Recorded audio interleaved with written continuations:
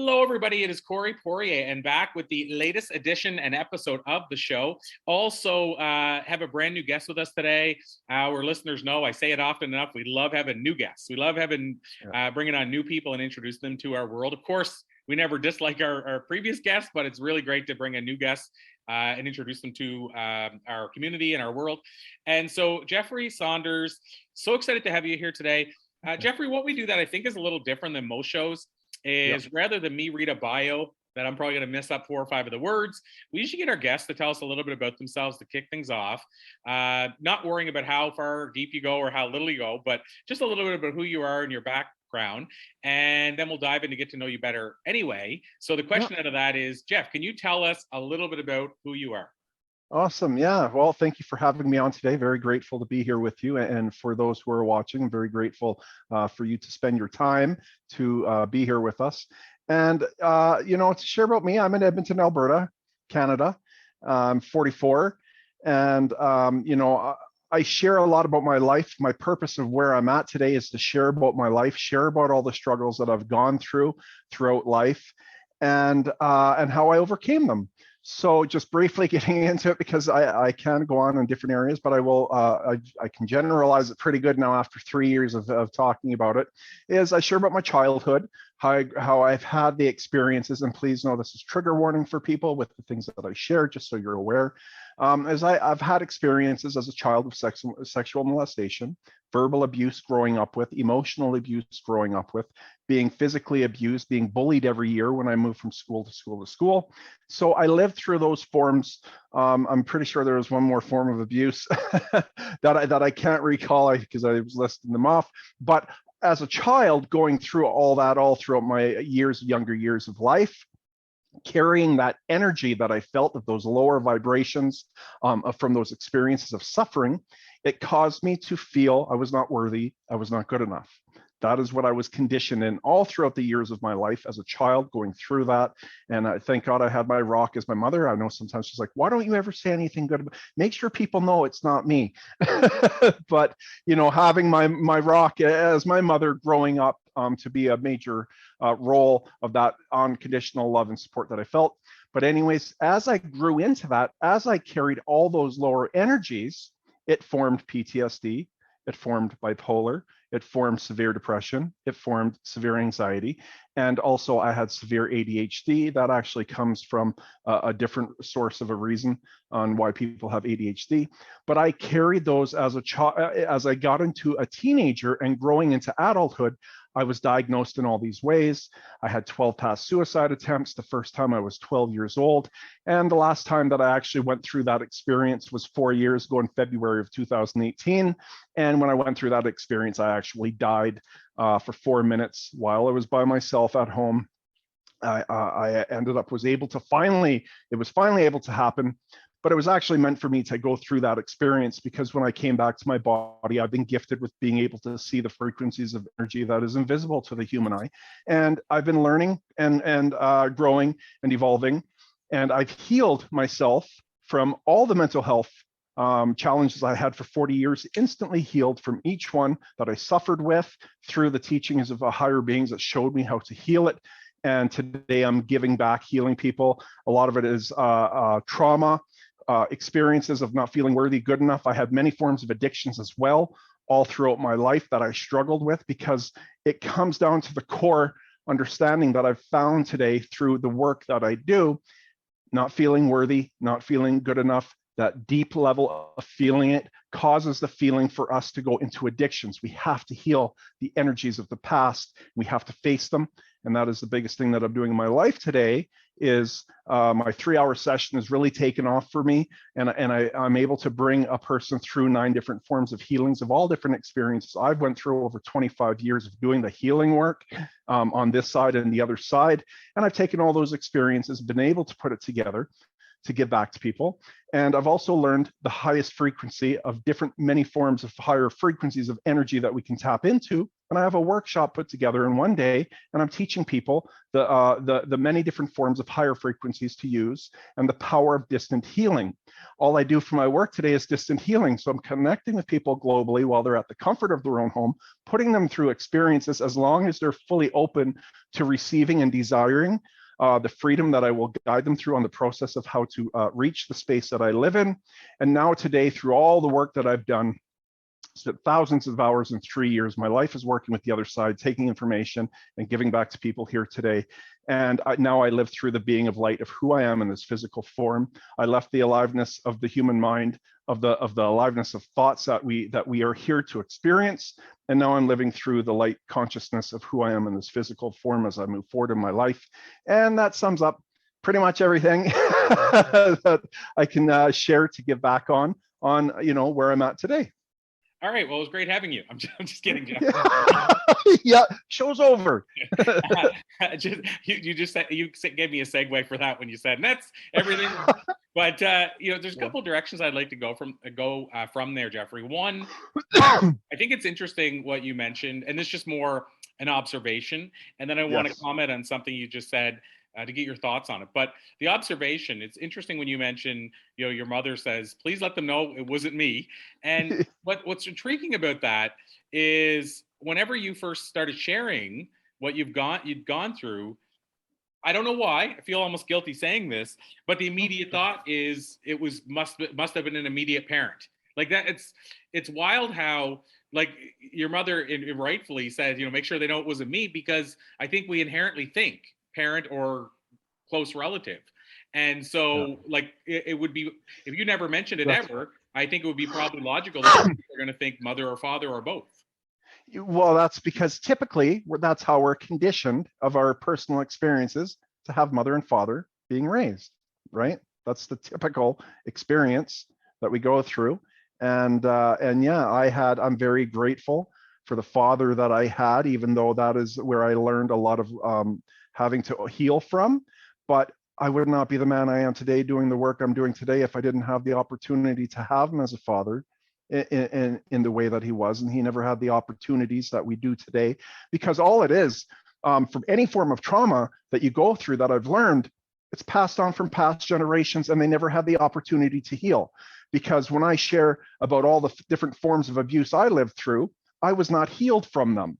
Because I was not healed from those vibrations of experience that conditioned my being to feel that experience, it caused me to act out in those ways towards others, and then continue to abuse myself because I was carrying that energy of not feeling worthy or good enough, right? So even when I share on different things on narcissism, because I used to be a narcissist, my first relationship. Why? I was conditioned in traits of it. I was not healed. I did not have counseling or anything to show me anything to undo the programming that I lived through. And when I share about me of that understanding, it's understanding those who I had different experiences with all the other different forms of people, that they never had the opportunity to heal from it either. Because our true self of the higher being of who we are, at that pure state of the truth of who we are, would never have done the things we did if we did not go through those experiences and have the healing for it, right? This is a part actually in the book, the next book that I'm in with you, The Power of Forgiveness. It's understanding of what all my understandings of how to forgive yourself for everything, no matter what you've done. There is truth to forgive yourself. And then when you understand yourself, you can understand how to forgive others, because they're the same as you and I. And that's what I share my story. But sorry, went on a little bit there, but felt needed for to go off in that direction for a moment. That's all good. And, so I totally completely agree as far as, the fact that, we need to heal from this if we expect to be, different from what we currently are. And the idea as well, my girlfriend always says, hurt people. So people that were hurt people. And again, to your point, it's what they were conditioned to. It was what they saw. It was what they witnessed. It's what they went through. Now, so having said that, I wanted to add on to one other thing, because something else you said intrigued me, and I want to get your take on it. But and I've talked about this a little bit lately because it was just recent, but I'm reading a book. I'll correct that. I just finished a book called The Choice by Og Mandino. And so Og Mandino, for those that don't know, his biggest book was The Greatest Salesman in the World. sold like Okay. 10 million copies. But he's an old school, like a Zig Ziglar guy or Jim Rohn guy. And in his book, so he actually talks about it in two back-to-back books. Because I read, it's pretty wild. I won't go into the details because it sounds almost confusing when I do. But Yeah. he basically wrote two books. One was fictional, one nonfiction. And both of the books almost share the same thing because his fictional book was really loosely based on his life. But Yeah. one of the things he said in both books that really struck me, and I don't have the numbers now off the top of my head, Jeffrey. I'll butcher them, so I'm just gonna go roughly by what I remember. But he talked about think about how long ago he's writing this book, and Yeah. he talked about how something like, I forget the number, but it was something like 4,000 people in the U.S. alone were treated for mental illness in the year that he was writing the book, and 50 some million prescriptions for Valium were written in that year. And this is, again, quite a while ago. And of course, here we are, whatever many years later, 35, 40 years later, and the numbers are bigger. But the point is, the numbers are still rising. So Yeah. the question is, Jeffrey, what do we have to do to start finally changing this? Because it seems like what did Einstein? I mean, people say it's a dictionary definition, but it's Einstein's definition of insanity, doing the same thing over and over and expecting a different result. So what do we have to finally do, do you think, to change this? Because Well, that's kind of sad when you think about the fact that it's still growing numbers.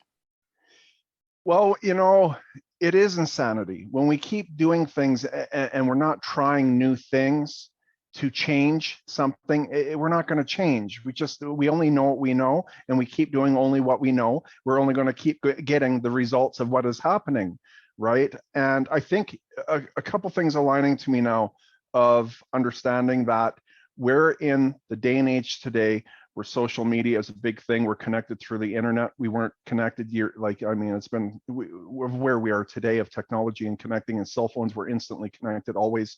And we're in this very beautiful space of being sensitive, watching what you say, especially with coworkers, and watching what you say, and harassment and being bullied and sharing about bullying, and really being strict on breaking away from these old habits that humanity has carried from ignorance because they were not healed. No one was directing them to not do it, and there's repercussions now for doing these things. So we're really growing into that space where now it's a beautiful space where I can share, and no one's really going to. I mean, there are people that are going to be in a lower space and they're going to shout out and say things, whatever. But for the most part, if you notice, more people are being able to share about things personally in their life, and they're not holding on to fear. Maybe doing your first couple of videos, you'll build up a fear because you've never done it before. But there's a lot of respect that is given, especially because we can connect on an emotional level. When I share about my life and I'm sharing on that emotional level, it's now opening up. And because more are sharing, and people like myself in different ways, they're sharing on the cure of how they're cured, and more people are sharing, it's going to start growing in that way because we're able to share the truth of our own experiences and not being held back, and more people are listening.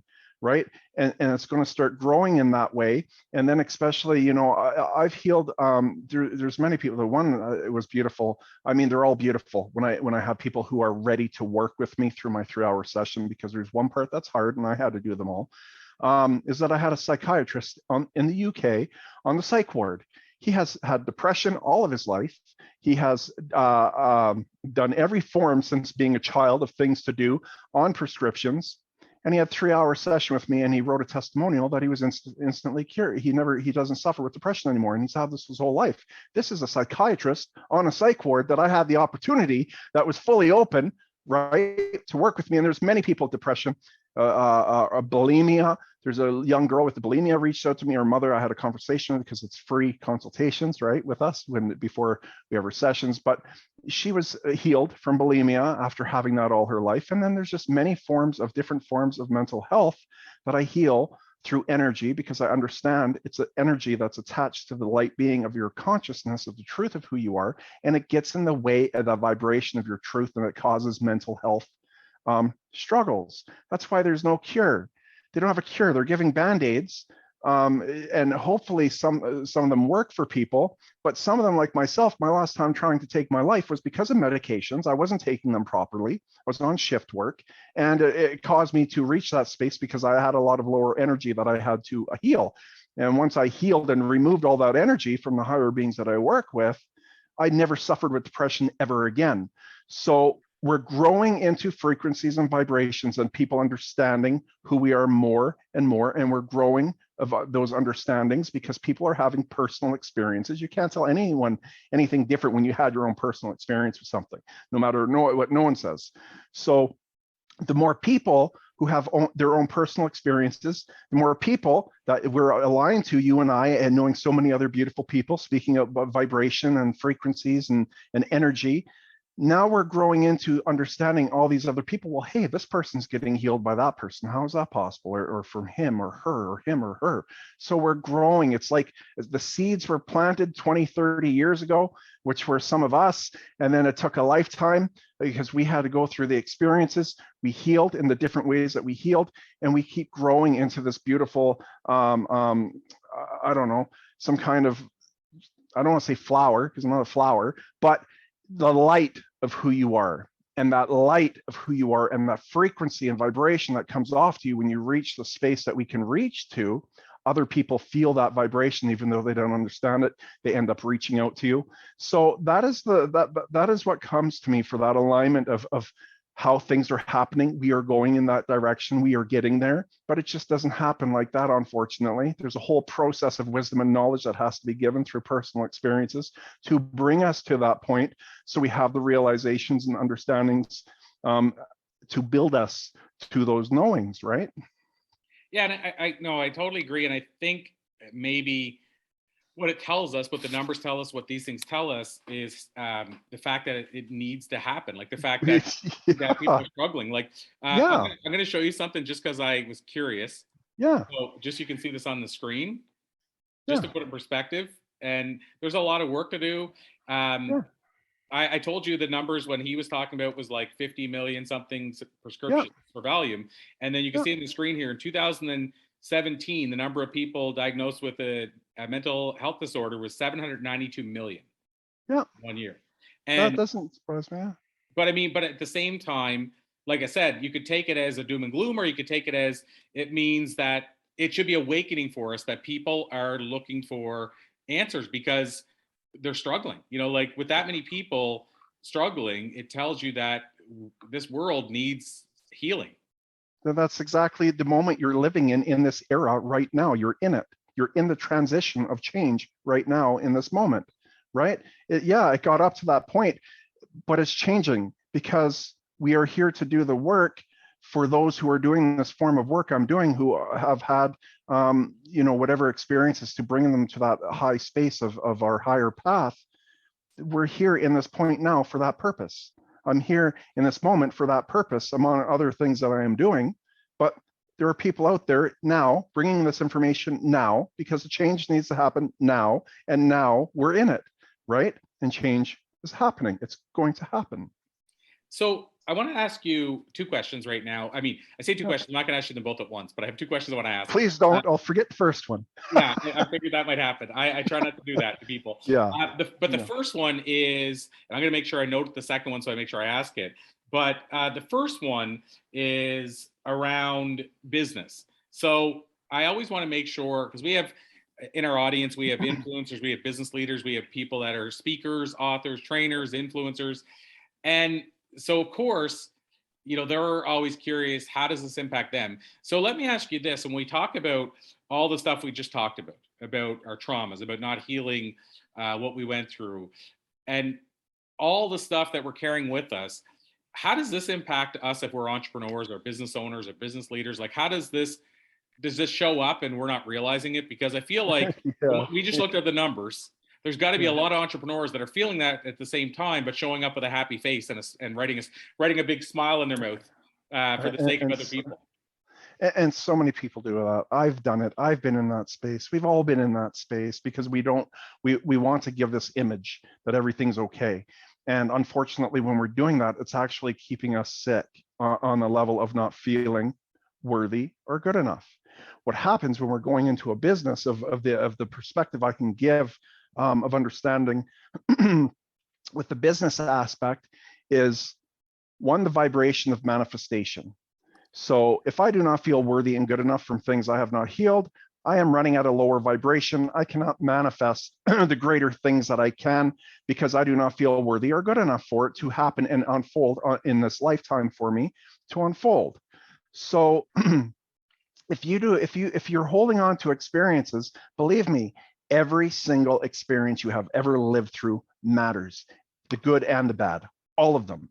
But if you have unhealed experiences that cause you to suffer, that is where triggers will end up coming up, right, of certain situations, because it's going to show you that something happened in the past and you're being triggered because that vibration is coming to surface, and it makes you act erratic or in some way of a mood swing or something of not being able to face and deal with what's going on in that moment. It's because you're holding on to an experience you haven't healed in the past.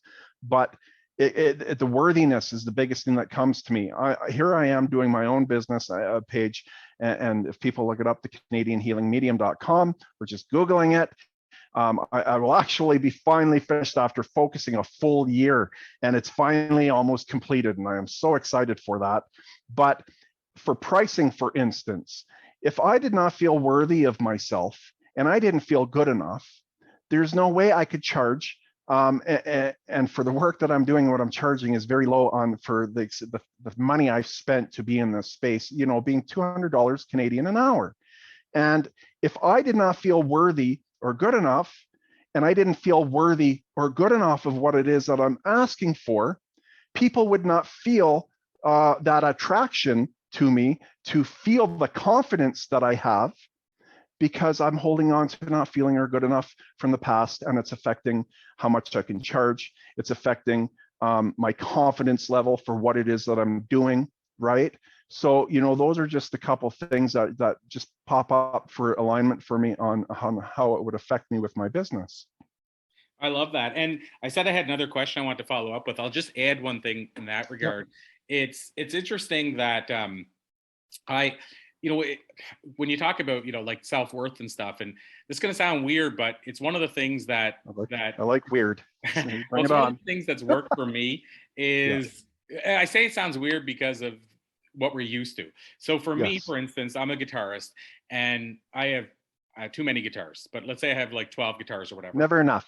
Never enough. Yeah, if you're a fan, it's never enough. Your wife is like, no, don't be telling him that now. Yeah, I haven't bought any in a while, so that's a good part. Yeah. But the last two guitars I bought, now I bought them used, but I bought a Taylor guitar, which Taylor is one of the higher end guitars. Yeah. Mine used, I think, was $900, and new. I mean, well, and like anything, guitars can go up to $100,000 for a Taylor guitar. But my point is, you go buy a guitar at the store for your kid, you're probably going to pay $50 or $100 for an acoustic. And, mine was say $1,000 and it's worth more than that. Then my aunt was selling her Martin guitar, which is around $3,000. And I bought it for a better price than that, but it's used as well.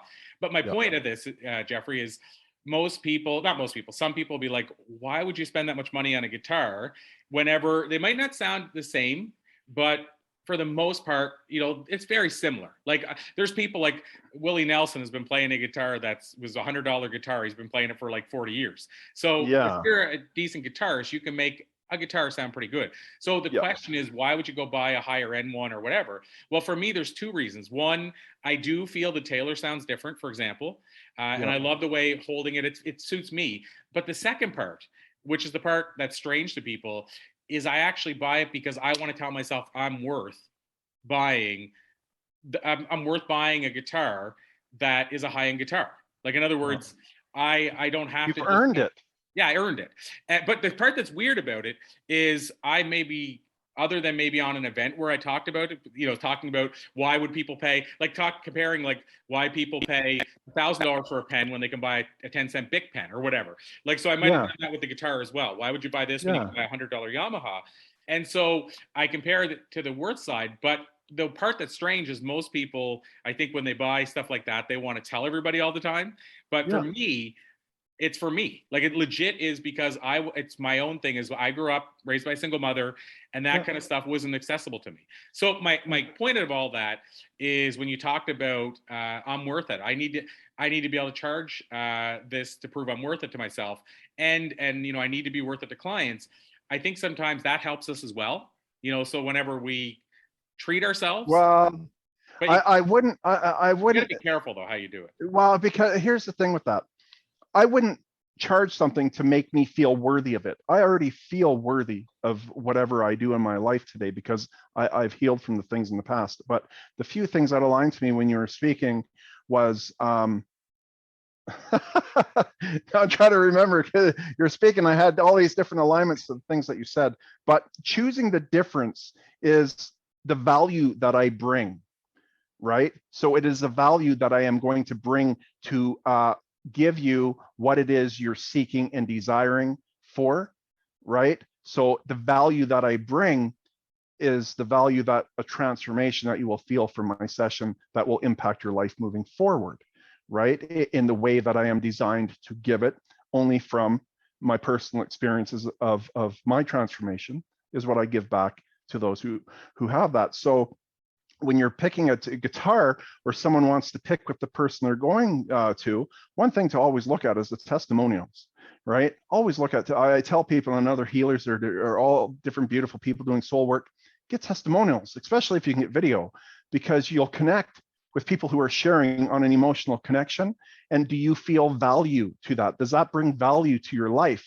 Because if you're going to spend $30 to talk to someone for, on, I don't know, and there's nothing wrong with this when I'm saying it, because I've used these options throughout my life. And I tell people, well, one, you can watch my video I give my time for free on videos to help people and healing in different ways. And two, there are government fundings for things. So, with me, I had to, well, not just me spending, the government too, but tens of thousands of dollars to hundreds of thousands of dollars have been spent on me all throughout my life, but I did the work. It wasn't just given to me. Nothing was given to me for me to be here except to not die each time. That was given to me saying, no, you can't go no matter what you do, even though I kept trying over and over in different ways. They're like, no, you're not leaving. Like, you might as well just give up. You're not leaving here. But it comes down to me, I think, and I feel is more the value that you bring to someone's life. And if they're looking for that value and the quality of how it's going to change the quality of your life, right? And they're getting reviews and seeing the connection emotionally to other testimonials, and it connects to them, then they reach out to me for that free consultation, right? Because all throughout the counseling and the 200 sessions I had throughout my life, it never truly changed the depths of how I felt within. It helped me in healing in many beautiful ways, but it never truly changed how I felt. I was always still suffering within because no one was doing deep energy work with me and understanding the different layers of different vibrations of energy to heal me from it. And, that's what I spend my time and work on and what I invest my life on. I don't go in relationships. I don't go out with friends all the time. I'm literally in my room working for 3 years now, investing my time. So to me, all the work that I've known that I've done, right? The value I bring to myself, to me, is priceless because every experience I went through that I did the work for gave me a priceless feeling.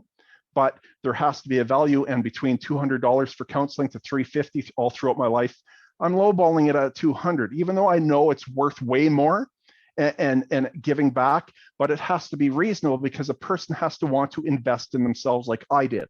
Right? If they just want something for free, I didn't, even though I had funding at times, I'm not going to lie, in many different ways. But I did the work to seek for that funding to then pay for what I wanted. Money was always aligned to me to make things happen. Right? Yeah. And I mean, I want to add one thing to that too. And then I want to ask the one big question I always ask every guest before we let them run, but I'll just add to that what you just said too.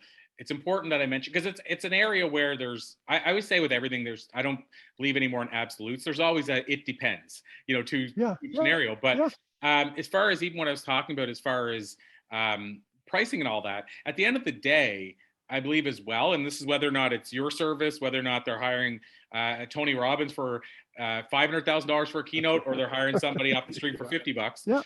Whichever way you look at it, I believe there's two things. One, there has to be results. There has to be results that are tangible. But I think the other thing, and this goes back to a Seth Godin thing that he talks about. So Seth Godin, the passive marketing guy, if people don't know who he is, but anyway, Seth Godin talks about in The Purple Cow, his book called The Purple Cow, that no matter what, you need to have a remarkable product. So Yeah. if you want to be an To Apple, keep getting people to come. right? Like if you want to Yeah. be an Apple, if you want to be a Harley, if you want to be Jeffrey Saunders, it has to be a remarkable product. Because Yeah. at one side, like you could say, okay, well, Apple's done this great job positioning themselves as the little company that's taken all the big companies down, and now's the big company. But at the end Yeah. of the day, you only buy that for so long. But if you were buying the computer or the phone and you bought it and it was day old and it's burning and set on fire, and then you buy another one and it craps out, people will Yeah. only put up with that so long. So they Yeah. also have to make a remarkable product. Yeah, if you want to keep more coming in, but the biggest thing that really jumps out to me of the wordings that you've used of me having an alignment to, everything has value. Not one thing has more value than the other. If you look at it in this perspective, that even the $50 person, you're going to learn things from it. It might not be the heights of what you're seeking for, doesn't matter. You're still going through personal experiences and learning of the contrast of what you like and what you don't like, what you need and what you don't need. There's great value because on a soul level, your soul going through that experience is gaining wisdom and knowledge from that $50 person. And they might have one piece of information that they needed to hear. And then they realize they heard it, there's an alignment, and then their soul's like, okay, I'm wasting money, not wasting, but this money I'm investing, it needs to invest in someone else. I want to save up and get a loan from the bank to see Tony Robbins for an hour, right? And they want the value and they will go out to do the work to get that. But the whole thing to that is everything has value. Not one thing has on a soul level more than the other, because you are learning and growing from every single experience that you go through. And that is great value for the wisdom that you're gaining in this lifetime. So that was a great segue for my final official question, Jeff. Yeah. And I'll add, there's never enough time. Like No. this is a to be. I'll call it a to be continued with your permission. Yeah. But Yes. and we've already had you on for the Blue Talks interview in the past, so it's So grateful. Yes. But this will continue. So this is a to be continued. But Yeah. Jeffrey, this is a question I don't think we asked during the Blue Talks interview, and I don't think I've asked you this question yet. But I do ask almost everybody that comes into my life this question at some point. The question is, I call it the time machine question. And essentially, it's simply this: if you could jump into a time machine, go back and visit a younger Jeffrey, based on what you've learned in the year since, what do you think you might tell him in terms of life advice? Well, the first thing says I wouldn't, and a lot of people will understand that too. I wouldn't change. There's not one thing or one experience I would change out of any of it. But if I were, here's the separation I want to give you, because I would not go back and tell myself anything, because it would change things for me to be in this moment. And I don't want to change anything. I love everything. I love all the hurt and pain. I love all those experiences of wisdom that I gained through it, because I'm able to use it to give back to those who are suffering in these ways. If I had changed now, if there was a parallel, I could jump over to another life and go back and tell myself this one thing, to live through new experiences for my soul to gain new wisdom and knowledge. That would be different of doing that. And the biggest thing, it's the biggest thing through all those that suffer on the other side, that are suffering here in their experiences, is they don't feel, and it makes me very emotional feeling this right now, is they don't feel worthy or good enough. And it's the root to all energy that needs to be healed, is feeling worthy and good enough. And when we heal, getting major goosebumps now, when we heal the experiences of bringing myself to a space to get healed earlier with everyone's the right person back then, but now jumping into it, spiritual healers, of energy healers that have healed their own life and they're giving back, in my perception today, is probably the greatest form of healers, even though there's no judgment to any of them. But to give you the transformation to feel freedom more instantly, would be in healing the energy, because our soul is what feels. It is what gauges energies within us and around us. It is what is gauging the emotions that you're feeling. It's not anything to do with this physical form. Things stem into this physical form from it. But when we heal how we feel, and I didn't mean to make that rhyme, but when we heal how we feel, one thing, it changes how we think. It changes our thinking process when those energies are healed from the past. It's really being in the direction of taking this little boy that was hurt, going through all those experiences to the age of 12. And when I first tried to take my life, and bringing him to an energy healer that he felt safe with, that he could be vulnerable with, because openness and honesty with vulnerability is the key to our freedom that I have learned in my lifetime. So I would have shared that for him to feel the right person to feel safe with, to be open and honest about his feelings and vulnerability, and to heal. And my whole life would have shifted in this whole new direction of being freed from everything that I have gone through.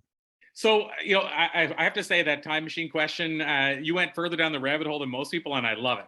So I'm glad you did that, Jeffrey, because, and I want to add something you said there about I wouldn't change a thing. I wouldn't go in the time machine.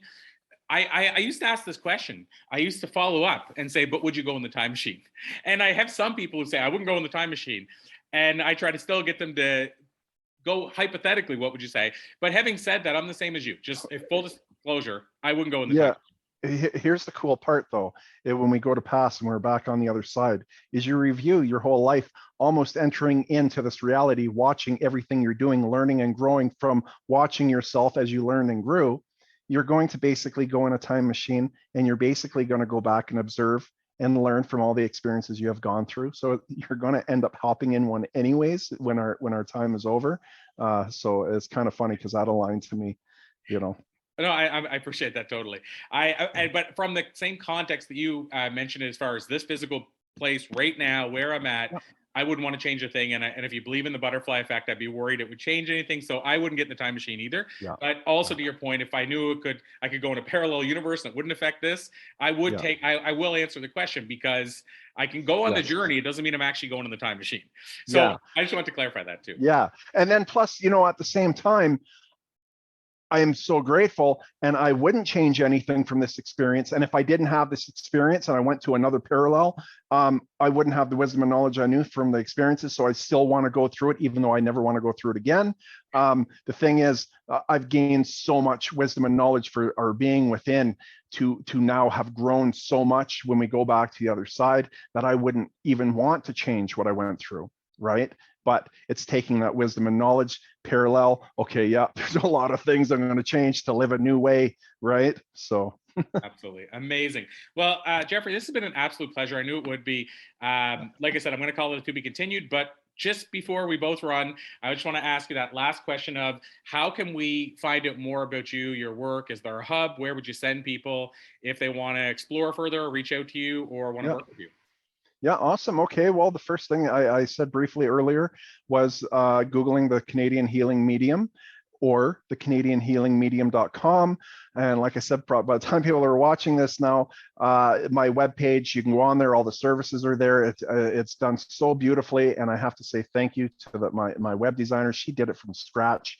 And she became busy in the last while. So I had beautiful people from the Philippines. Actually, their pricing is amazing and their work is amazing, and I'm having a great connection with them. So you can go on my webpage, all my services, click on the menu in the top right.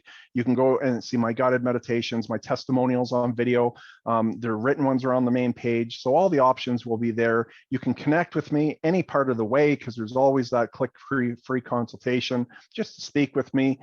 And then we can connect to the form of service that you need. Or if you want to take my workshop at the end of this every month of the month. And like I said, I think earlier, I have beginners who know nothing to Reiki masters wanting to learn new tools and knowledge to be more powerful for not the ego, but for the result of giving back more and being powerful to help those who are suffering.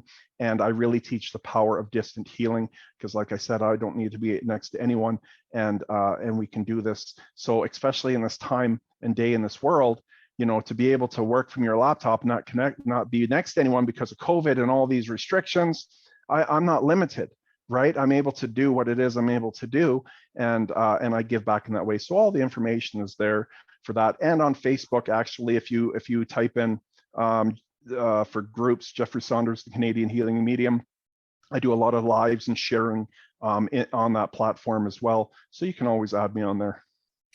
Amazing. Well, Jeffrey, I salute you. I will continue to wave the flag for all the great work you're doing. I love both the energy you bring to everything you do, and I love just the perspective that you bring for people that they wouldn't see elsewhere. So keep doing the great work you're doing. We'll wave the flag and send people your way. Same as you. I wave the flag for you. Same to you. Love all you do too, man. I so appreciate it, and I'll just say thank you, my friend.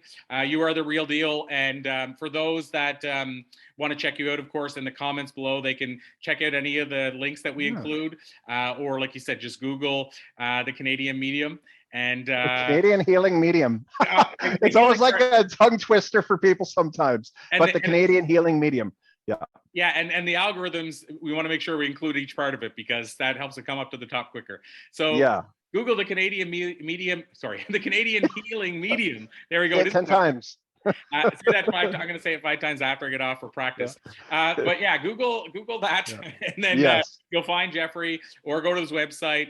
And and tell him we sent you, but also just know he is the real deal and he will take good care of you. So, and you know what, if someone, thank you. And if someone reaches out from watching this video, say Corey 10%, and I'll take 10% off my time for you. Oh, amazing. Well, I'll spread that word as well. I'll let people know. I might send it out when this is airing, because we do these interviews in advance, we'll say, but when this is airing, I'll put that out to my newsletter crew as well. So thank you so much, Jeffrey. You're the real deal. Thank you. You too.